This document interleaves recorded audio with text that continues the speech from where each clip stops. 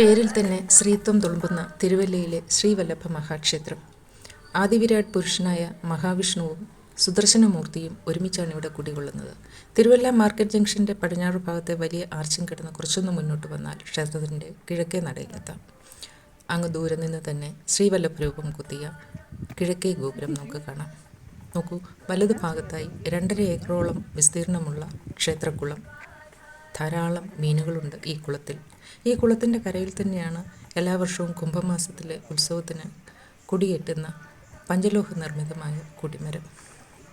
വീണ്ടും 2 നിലയുള്ള കിഴക്കേ ഗോപുരവും കടന്നാൽ ഇതാ അങ്ങ് ദൂരെ നമുക്ക് ഭഗവാന്റെ ശംഖ് പാഞ്ചജന്യം കാണാം.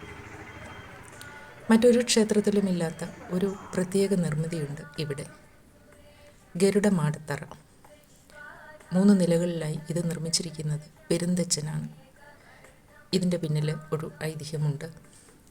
ക്ഷേത്രത്തിൻ്റെ കൊടിമരം നിർമ്മിക്കുന്ന വേളയിൽ കൊടിമരത്തിൻ്റെ മുകളിൽ സ്ഥാപിക്കാനുള്ള ഗരുഡ പ്രതിമ, ഭഗവാന്റെ വാഹനമാണല്ലോ ഗരുഡൻ, ആ പ്രതിമയുടെ നിർമ്മാണം പൂർത്തീകരിച്ച വേളയിൽ അതിന് ജീവൻ വെക്കുകയും അത് പറന്ന് മേളിലോട്ട് ഉയർന്നപ്പോൾ തച്ചൻ താഴെ നിന്നും ഉളിയെറിഞ്ഞ് അത് അവിടെ തന്നെ നിർത്തിയെന്നും ശേഷം ആ ഗരുഡ രൂപത്തെ ഈ ഗരുഡ മാടത്തറയുമായി താഴേക്ക് പണിത് ബന്ധിപ്പിക്കുകയായിരുന്നുവെന്നുമാണ് പറയപ്പെടുന്നത്.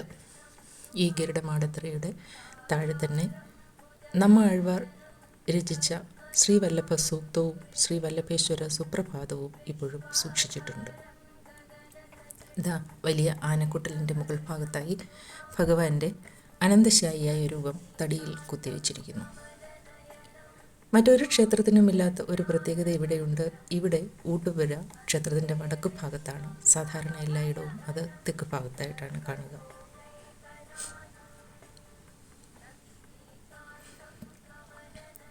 ഗരുഡമാടത്തറയുടെ താഴ്ഭാഗത്തായി പുറകുവശത്തായി ഇതാ നോക്കൂ, ഗരുഡ രൂപം മനോഹരമായ ചിത്രരൂപത്തിൽ ആലേഖനം ചെയ്തിരിക്കുന്നു.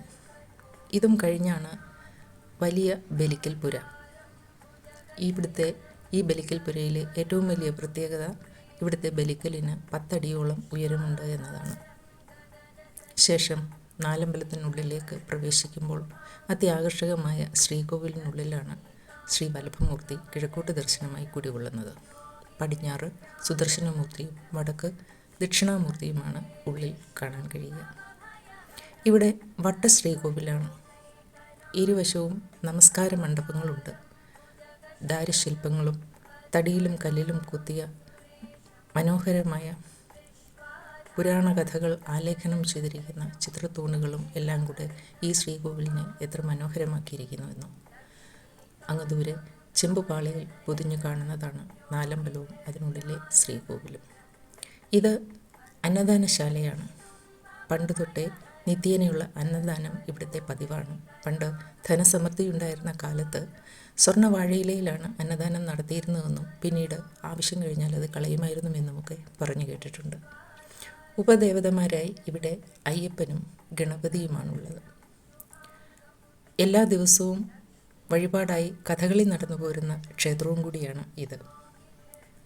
ക്ഷേത്രത്തിൻ്റെ 4 ഗോപുരങ്ങളും അത്യാകർഷകമാണ്. ക്ഷേത്രത്തിനുള്ളിൽ തന്നെ നിത്യപൂജയ്ക്ക് ആവശ്യമായ എല്ലാ പൂക്കളും നട്ടുനനച്ച് വളർത്തുന്നുണ്ട്. വിസ്താരം കൊണ്ട് ആരെയും അത്ഭുതപ്പെടുത്തുന്ന ഈ ക്ഷേത്രം ഒരു ചെറിയ വനമായി നമുക്ക് തോന്നാം. അതുപോലെ മറ്റൊരു പ്രത്യേകതയാണ് അത്തിയും മാവും ചേർന്നിരിക്കുന്ന ഒരു തറയുണ്ട് ഇവിടെ. ഇത് പണ്ട് ദുർവാസ മഹർഷി തപസ്സിരുന്നിടമാണെന്ന് വിശ്വസിക്കുന്നു. ഇന്നും രാത്രിയിൽ ദുർവാസ മഹർഷിയും സപ്തർഷികളും ക്ഷേത്രത്തിനുള്ളിൽ എത്തുമെന്നാണ് വിശ്വസിക്കപ്പെടുന്നത്. ഒരു നാഗത്തറയുമുണ്ട് ഇവിടെ.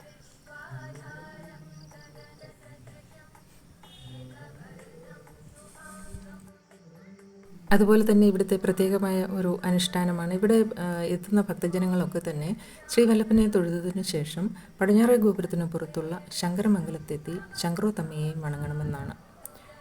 അവിടം ക്ഷേത്രത്തിൻ്റെ മൂലസ്ഥാനമായാണ് കരുതപ്പെടുന്നത്. അങ്ങനെ ഞങ്ങളും ശങ്കരമംഗലത്തെത്തി ശങ്കരോത്തമ്മയെ വണങ്ങി. അപ്പോൾ അവിടെ പരിചയപ്പെട്ട ഒരു അമ്മയാണ് രാജേശ്വരി അമ്മ.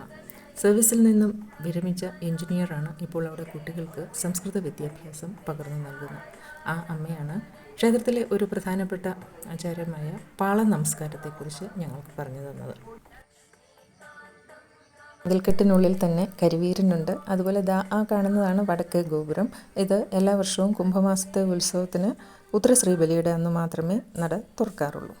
അതേപോലെ എന്താണ് ഈ ചങ്ക്രോത്തമ്മയ്ക്ക് ക്ഷേത്രവുമായുള്ള ബന്ധമെന്ന് ചോദിച്ചാൽ, പണ്ട് ശങ്കരമംഗലത്ത് നാരായണൻ നമ്പൂതിരി എന്നും ശ്രീദേവി അന്തർജനം എന്നും പേരായ ദമ്പതികളുണ്ടായിരുന്നു. ഭഗവത് ഭക്തരായിരുന്ന അവർക്ക് പക്ഷേ അനവധി ദുഃഖം നേരിടേണ്ടി വന്നു.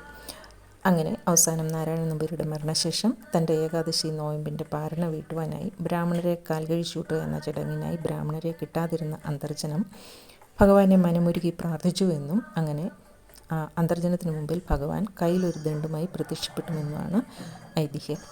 അപ്പോൾ അങ്ങനെ ബ്രാഹ്മണരെ കിട്ടാതിരുന്നതിൻ്റെ പിന്നിലുമുണ്ടൊരു കാരണം. അന്നിവിടെ തുകലൻ എന്ന പേരായ ഒരു ദുഷ്ടൻ ജീവിച്ചിരുന്നു. സ്ത്രീകളെയും കുട്ടികളെയും ആക്രമിക്കുകയും വീട് കയറി ഉപദ്രവം ചെയ്യുകയും ചെയ്തിരുന്ന അയാളെ പിടിച്ച് എല്ലാവരും നാടുവിട്ടു പോയിരുന്നു.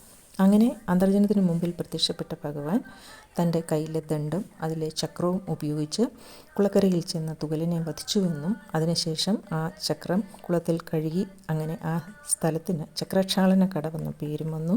തുകലൻ ജീവിച്ചിരുന്ന സ്ഥലമായതുകൊണ്ട് തുകലശ്ശേരി എന്നും പറയുന്നു. തിരിച്ച് മടങ്ങി വന്ന ഭഗവാനാണ് ഈ ക്ഷേത്രത്തിന് ഉള്ളിലെ പ്രതിഷ്ഠ.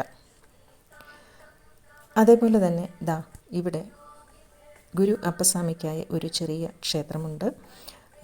അതിന് തൊട്ട് മുന്നിലായി ജലവന്തി എന്നൊരു കുളമുണ്ട്. ഈ കുളത്തിൽ ശുചിയായതിനു ശേഷമാണ് ഇവിടുത്തെ ശാന്തിമാർ ഭഗവത് പൂജയ്ക്കായി ശ്രീകോവിലേക്ക് എത്തുന്നത്. അങ്ങനെ ഐതിഹ്യ പെരുമയിലും ആചാരാനുഷ്ഠാനങ്ങളിലും വ്യത്യസ്തത പുലർത്തുന്ന ക്ഷേത്ര നിർമ്മാണ രീതിയിലും ഏറെ കൗതുകം പുലർത്തുന്ന ഈ ക്ഷേത്രം BC 59 ആണ്ടിലാണ് നിർമ്മിച്ചത്.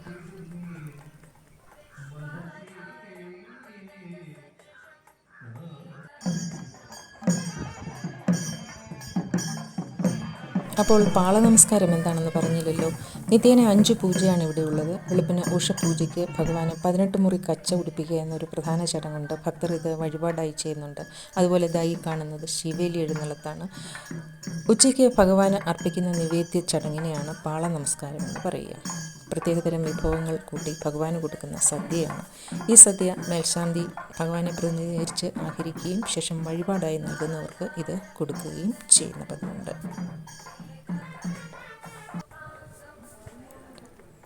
അങ്ങനെ ഐതിഹ്യ പെരുമയിലും ആചാരാനുഷ്ഠാനങ്ങളിലും ക്ഷേത്ര നിർമ്മാണ രീതിയിലുമൊക്കെ ഏറെ കൗതുകം പുലർത്തുന്ന ഈ ശ്രീവല്ലഭക്ഷേത്രം ഒരു കാലത്ത് തിരുവല്ലാശാല എന്നാണ് അറിയപ്പെട്ടിരുന്നത്. ആധ്യാത്മികവും അല്ലാതെയുമുള്ള വിദ്യാഭ്യാസത്തിൻ്റെ ഒരു പ്രധാന കേന്ദ്രം കൂടിയായിരുന്നു ഈ ക്ഷേത്രം.